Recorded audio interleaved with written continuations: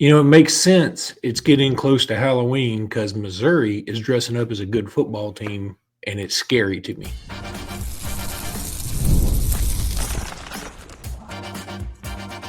You are Locked On Bama, your daily podcast on the Alabama Crimson Tide. Part of the Locked On Podcast Network, your team every day.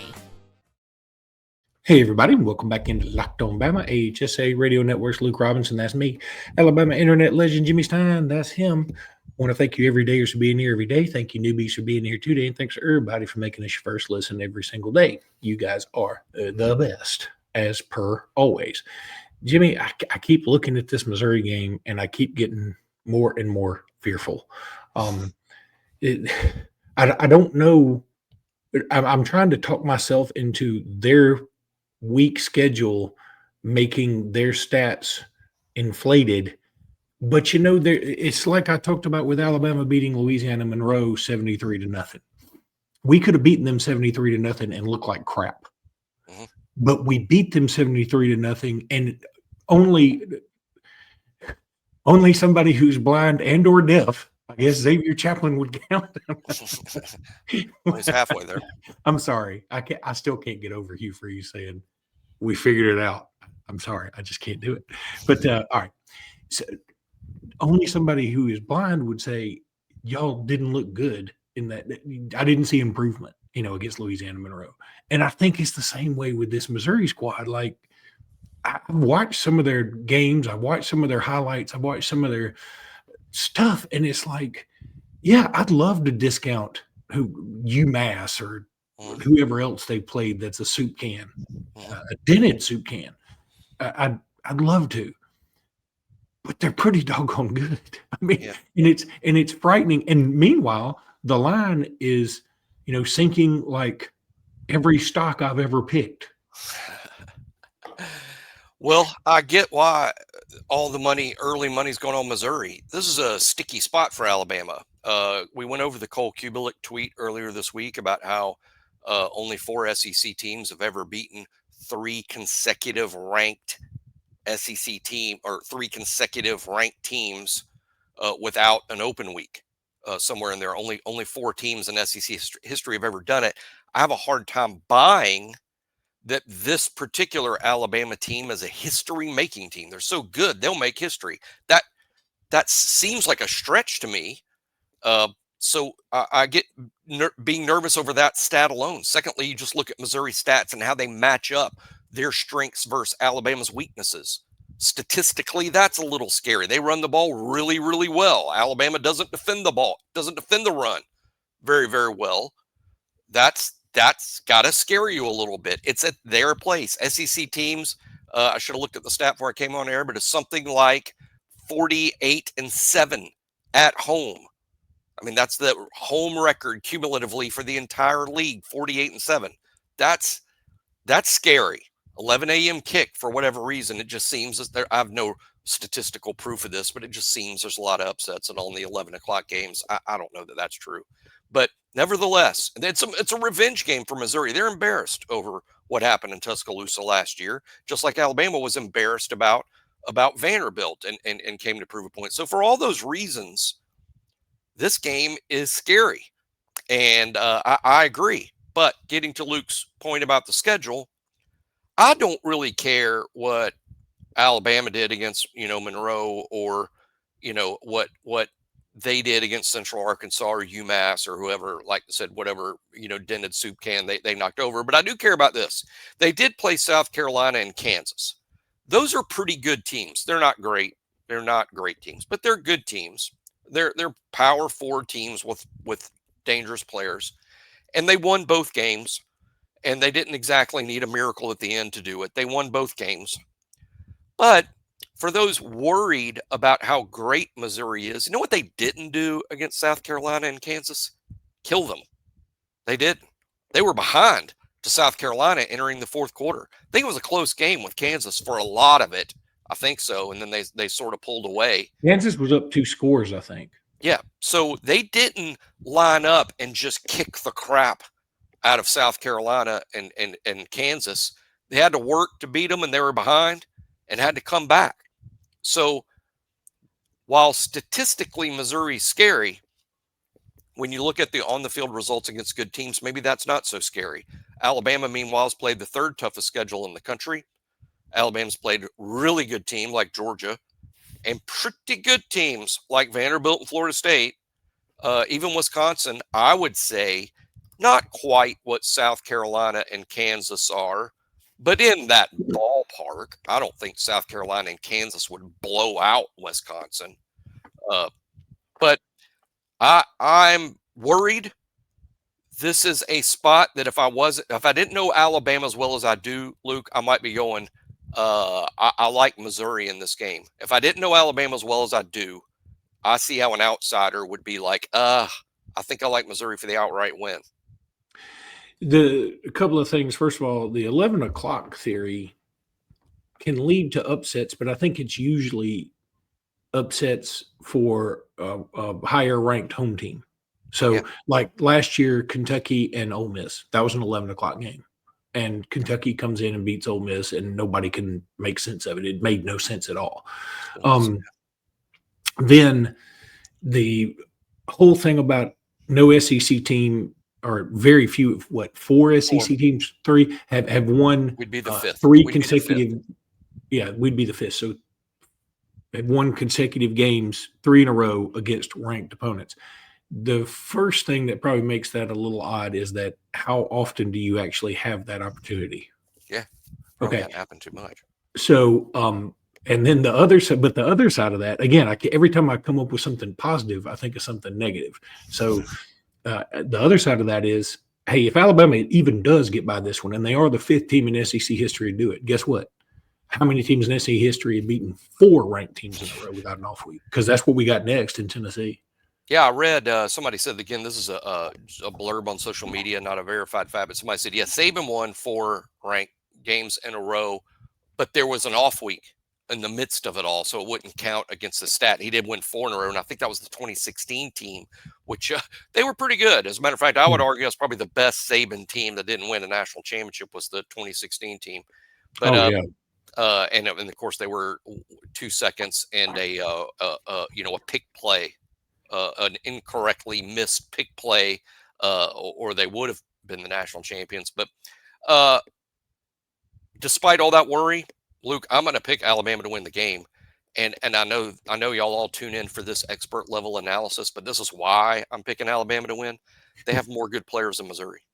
I mean, that's why I'm picking. They have more good players than Missouri's got. Missouri does have good players. They've even got Ahmad Hardy, who might be better than anybody Alabama's got. But that's one guy. He might be, in terms of is Ahmad Hardy going to be the highest drafted player that plays in this game? That's quite possible. Quite possible. Maybe. But Alabama's got more good players than Missouri. I think Alabama's strength, the passing game, lines up with Missouri's biggest issue, which is defending a good passing attack. Kansas threw for a lot of yards. Lenore Sellers threw for over 300. Alabama's showing up with, in my opinion, a better passing quarterback and a much better wide receiver crew than those two had. So I like Ty Simpson to go off here big. I like Ty to throw for well over 300 yards.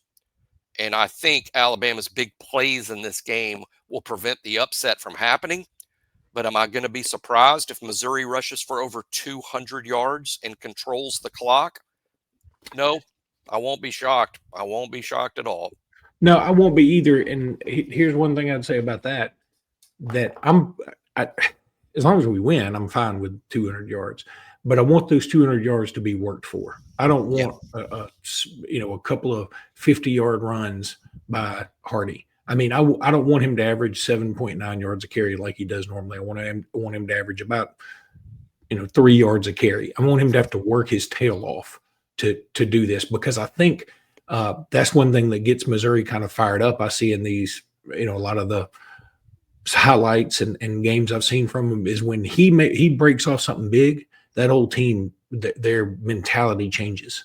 And so keep him from creating excitement on the sidelines. Yeah, last night on the squad show, I said, I'm really impressed by Missouri's backup running back.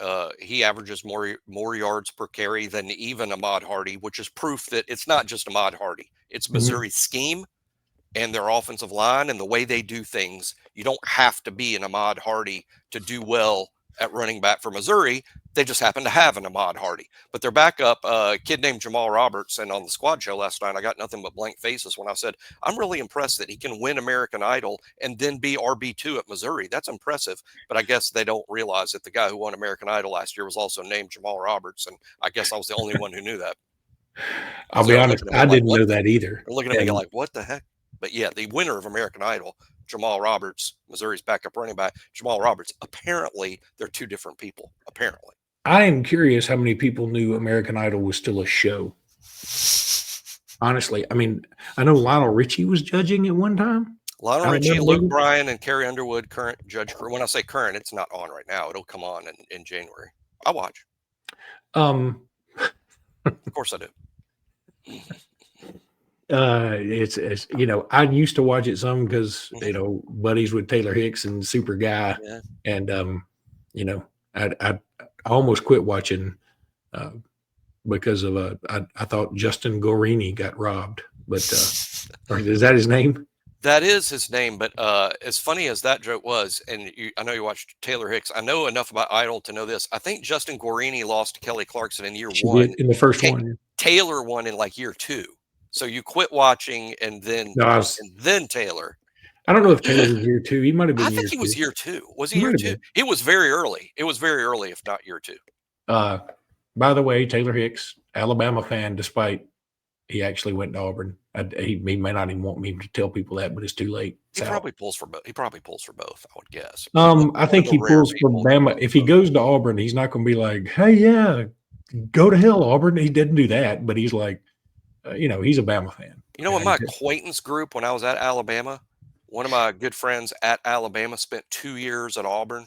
He transferred to Alabama, loved Alabama, became sort of an Auburn hater, grew up an Auburn fan, transferred to Alabama, loved it. Another friend did the complete opposite, went to Alabama for 2 years, transferred over to Auburn. He did the other way around. Now he loves Auburn, despises Alabama. Well, my mom and dad got engaged while she was still at Alabama, and he was 2 years ahead of her. So he come back to LXC to work. So she transferred to Auburn and finished up while they were getting married and while he was working. And yeah, she is more anti-Auburn than I am. I mean, and like she used to love to drive up to the corner of 63 and 280 when Auburn lost to watch people scrape their little tiger paws off their cheeks. I mean, that's how much she hated some Auburn. This is where you get that. This is where you get that from. That's exactly where I get that from. So let's talk a little Mazda. Oh my gosh, Jimmy, we're going to talk a little Mazda as soon as I get this deadgum phone to stop ringing. And Jimmy, talk for a second if you would.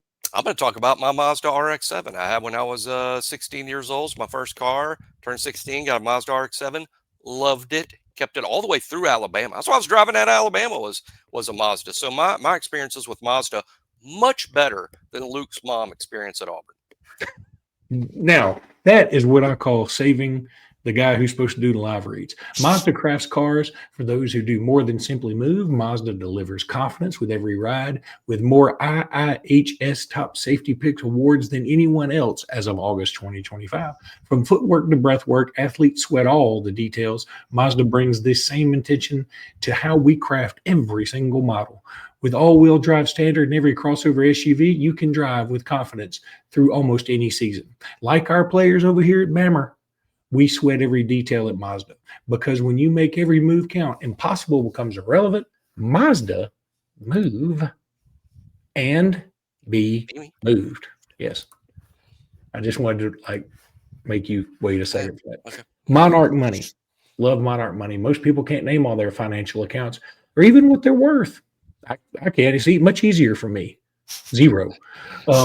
Whether it's 401ks, properties, or investments.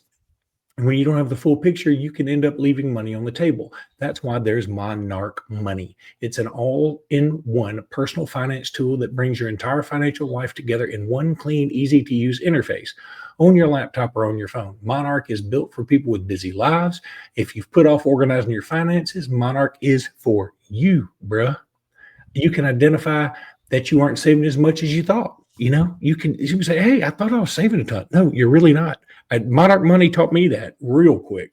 Don't let financial opportunity slip through the cracks. Use code LockedOnCollege at monarchmoney.com in your browser for half off your first year. That's 50% off your first year at monarchmoney.com with code LockedOnCollege, monarchmoney.com. Jimmy Stein, guarantee.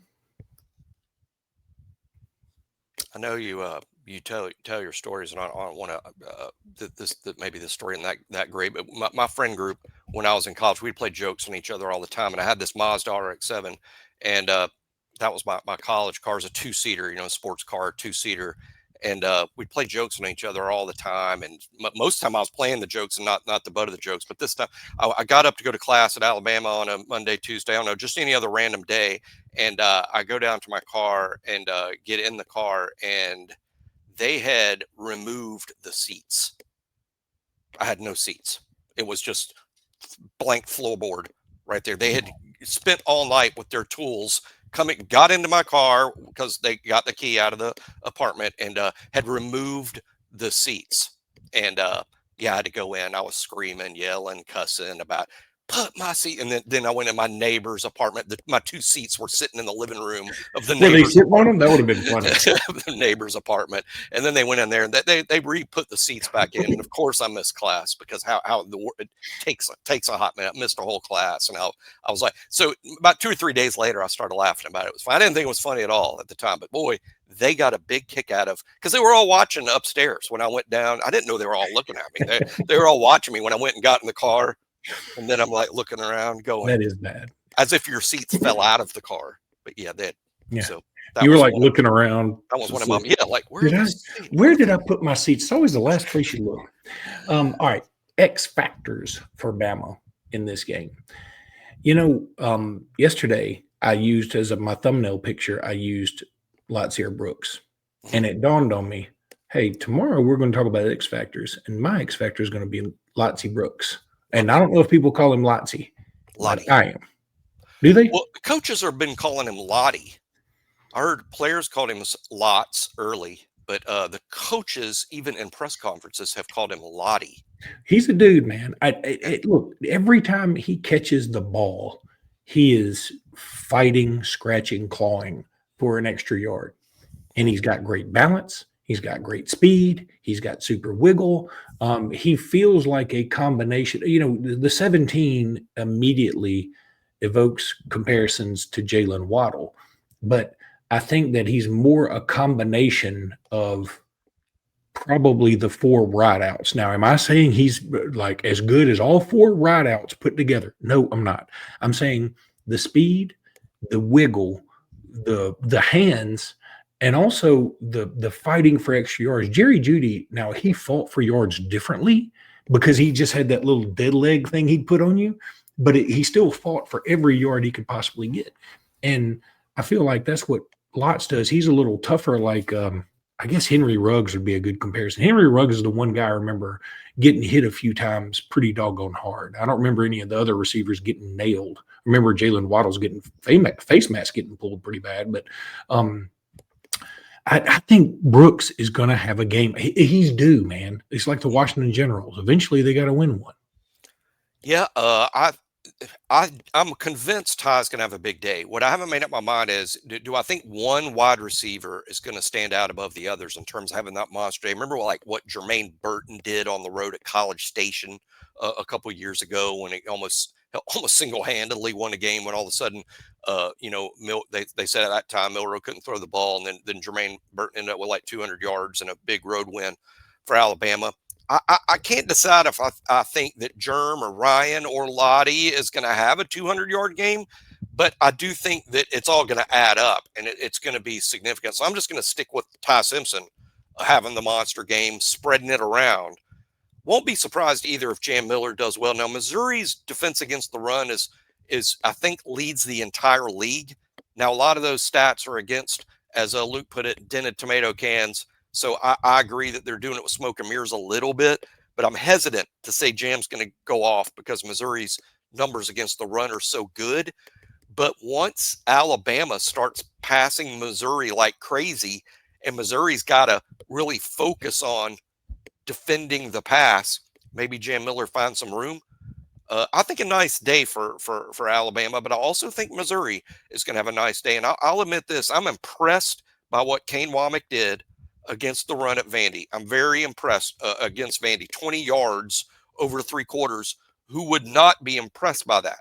But am I sold that Alabama has fixed their issues stopping the run? No. I got to see more before I'm convinced of that. Now, if they slow, if we're talking about after the Missouri game, 20 yards over 3 quarters, I'll not only be sold, I'll be ready for a contract extension, to be honest, because I don't know that that's even doable because Missouri runs the ball so well. But I think ultimately that's what this game is, Luke. I think it's Ty Simpson having a big game, an X factor for Alabama in terms of like he's going to have a big game. And let's just pick out an Alabama. I'll say Deontay Lawson. If you have a big game against Missouri, the middle of that defense is going to have to be hitting Ahmad Hardy and American Idol winner Jamal Roberts in the hole. And I say Deontay Lawson on defense as a guy I'm looking at this weekend. Justin Jefferson had the game last week, SEC Defensive Player of the Week. We pointed out Monday before it was even announced that he should be a serious contender for that. Did win the award, or at least shared it with somebody else. I think Deontay Lawson, it's his turn this week. I've already picked mine in Lotsy Brooks. Mm-hmm. But what if or Lotsy Brooks? I'm never not going to put the T in there.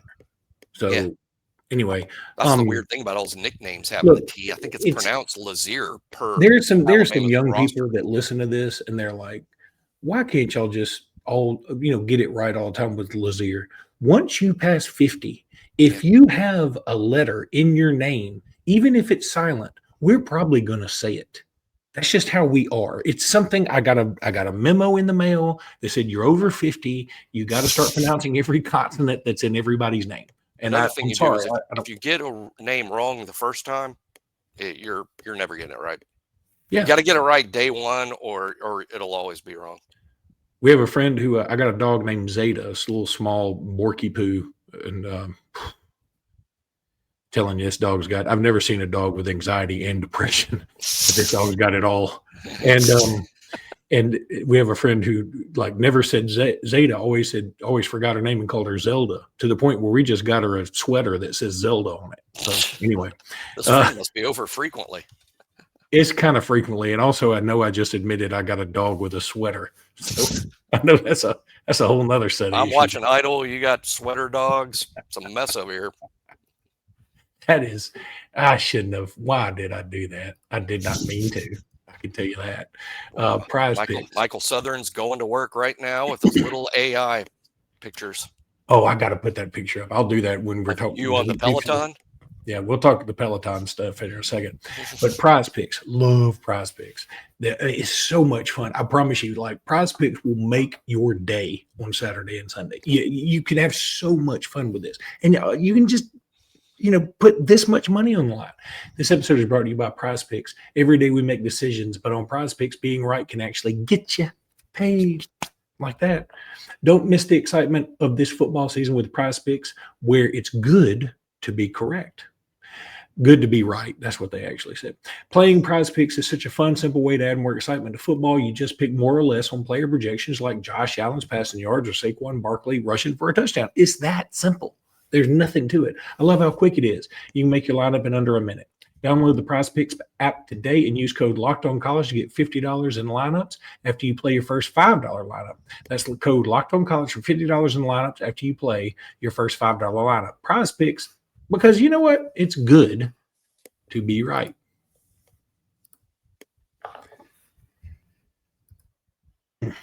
Well, I'm going to let Jimmy talk a little defensive line recruiting. Mm-hmm. But first of all, I did want to just throw out that a lot of the times have been released for Alabama basketball. And maybe a lot of you, just don't worry about basketball times as much as you do football times.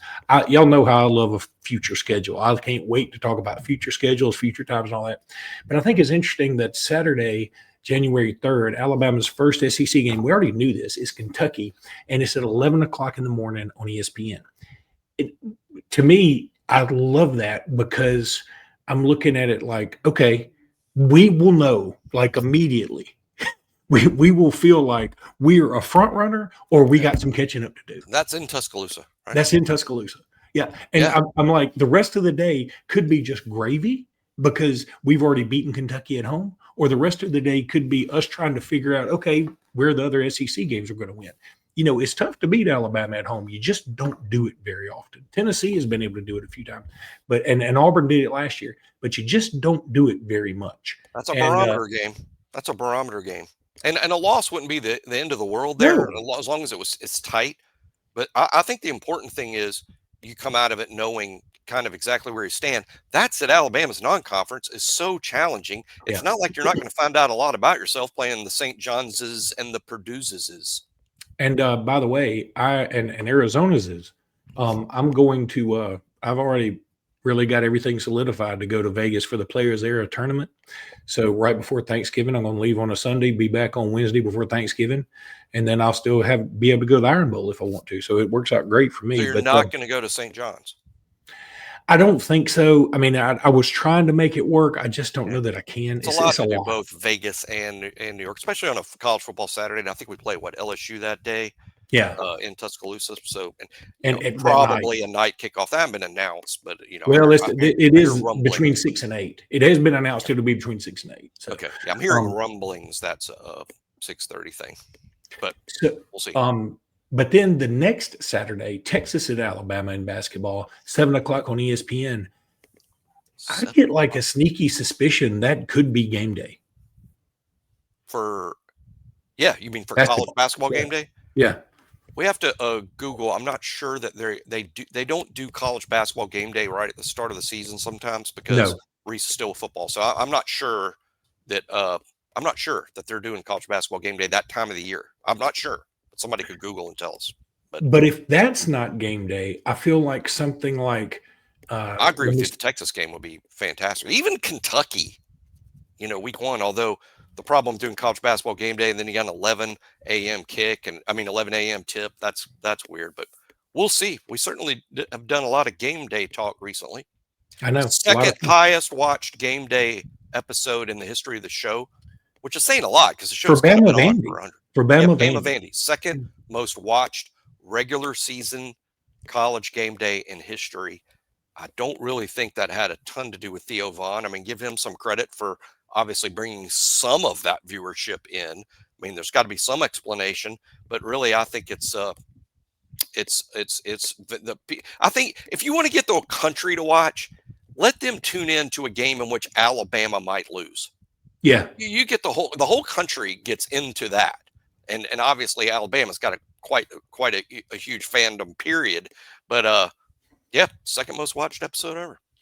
All right, so DL recruiting, you mentioned you had some things to say, so go ahead and say it. But by the way, somebody else asked us, said, hey, just why don't you throw some flowers London Simmons away? We felt like we had done that, but we will do it again. London Simmons, flowers. He has been I look forward to at some point, maybe during the off week when we kind of review the season. I think going over that freshman class would be fun and talking about, okay, we got exactly what we thought we were getting in this dude, but holy moly, who saw this coming? And in that, I think London Simmons leads that list. I mean, I didn't see him playing, much less started a game, making plays in SEC games. This wasn't one of the more highly recruited guys in the class. He's a lot closer to the bottom than the top when it comes to that, but he has been a significant player on Alabama's defense. And boy, it's so exciting that you get 2 or 3 more seasons of that guy. Defensive line recruiting is really interesting right now because they're recruiting so many. It's clear they want to add there. It's clear that they want to add. They've already got 4. You only have 3 positions, bandit, nose guard, and 3 tech. That's the positions they have. And they've already got 4. They clearly want to add. There's too many lines in the water for defensive linemen to think otherwise. They want at least 1 more, maybe 2 more. I would keep an eye on Emmanuel Ruffin. We talked about him very early in recruiting, committed to Colorado. He's from the Birmingham area. I think Bessemer. Emmanuel Ruffin's having a really big senior year. It's gotten Alabama's attention. I believe he's coming for the Tennessee game. and that it may get more serious from there. He's one I would watch for sure. Franklin Whitley, a big, tall defensive tackle from South Carolina. He was just on campus this weekend. That's a guy to watch. There's a 300-pounder committed to Arkansas that they're working on, not flipping, but they're deciding to see how serious they want to be about him. So there's a lot of lines on the water there. He's 6'7". I still don't know what that means. So we'll have to. Do you think Theo Vaughn knows what it means? No, I don't think. I think it means somebody said, Luke, it's just all part of brain rot. I said, what are you talking about? Yeah, I said, I don't know what any of this means. Quit talking to me. But anyway, yeah, Ruffin is an interesting case because this is a guy who's been like in the top 150, if not top 125 in a lot of services. And it's felt like Alabama and Auburn were just like, I don't know. Well, I love the fact that Alabama's getting reinterested. I think that's wonderful. So committed to Colorado, and again, one of these other guys is committed to Arkansas. The big nose guard type from Georgia, McGee. Whitley is a guy they're interested in. Caleb Morris from Mobile. Again, some of these guys are inviting to campus because they want to see, literally eyeball them. It's a very Nick Saban thing to do. They want to literally meet these guys, see them in person, and then decide their level of pursuit. Others, they're just sort of clearly after, like Titan Davis. By the way, we'll end with that nice note. Titan Davis, the big defensive lineman for St. Louis, Missouri, committed elsewhere, I think to Michigan. He's not closed the door in Alabama. Now, we're not going to predict a flip here, not even close to saying that, just saying door not closed there with Titan Davis. Excellent article, by the way, on defensive line recruiting about a week ago on BOL by Bone. Everyone should check that out. Yeah, Bone does an amazing job all the time regardless, so go check him out. All right, we're going to do a crossover with Locked On Missouri here before too long. We also got a prediction show, and we got the SEC squad show. So we got 3 more shows coming up at least this week. And then I'm taking off for Missouri, and we'll do a reaction show after the game at some point, and we'll go from there. But just wanted to give you guys an update. I don't know why I told you all that. Anywho, that's going to do it for today's pod. We'll be back tomorrow with more. Until then, roll tide, everybody. Roll tide.